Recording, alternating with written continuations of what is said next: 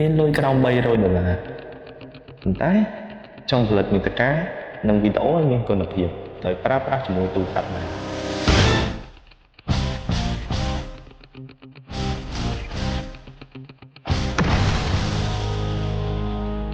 ខ្ញុំសូមណែនាំភ្លើង ULENZ ខ្សែសម្បត្តិ RGB ហើយនិងខ្សែសម្បត្តិ Bi-color ដែលអាចយកធ្វើជា key light ហើយនិងភ្លើង background ដោយប្រើប្រាស់ជាមួយនឹងទូរស័ព្ទដៃដោយភ្លើងខ្សែសម្បត្តិ Bi-color ខ្ញុំយកមកធ្វើជា key light សម្រាប់វាយពីមុខរបស់ខ្ញុំឲ្យវាមានពន្លឺគ្រប់គ្រាន់និងកាន់តែស្រស់ស្អាត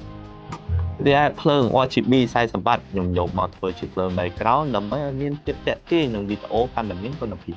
ឥឡូវខ្ញុំមកបង្ហាញពី key feature របស់ភ្លើងខ្សែសម្បត្តិទាំងពីរនេះដោយភ្លើង RGB ខ្សែសម្បត្តិបងប្អូនអាចដូរពណ៌របស់វាបានរហូតដល់360ដឺក្រេពណ៌ហើយអាចដូរពណ៌ទៅតាមតម្រូវការចាំបាច់របស់បងប្អូនបានហើយមាន effect រហូតដល់20 effect ហើយសាកថ្មមួយពេញអាចប្រើប្រាស់រហូតដល់50នាទីហើយកម្លាំងថ្មរបស់វាមានរហូតដល់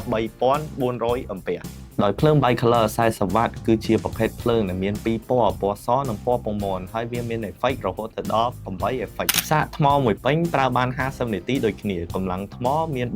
3400 ampere ដូចគ្នាសាកថ្មដោយប្រើខ្សែសាក Type C និង DC នៅពេលដែលបងប្អូនទិញឈុតភ្លើងទាំងពីរនេះគឺពួកយើងឲ្យក្រុមការងាររបស់ពួកយើងទៅជួយរៀបចំជូនបងប្អូនទៅដល់ទីតាំងផ្ទាល់អញ្ចឹងតាក់ទងនឹងចម្ងល់ឬក៏ព័ត៌មានបន្ថែមបងប្អូនអាចតាក់ទងមកកាន់ពួកយើងបាន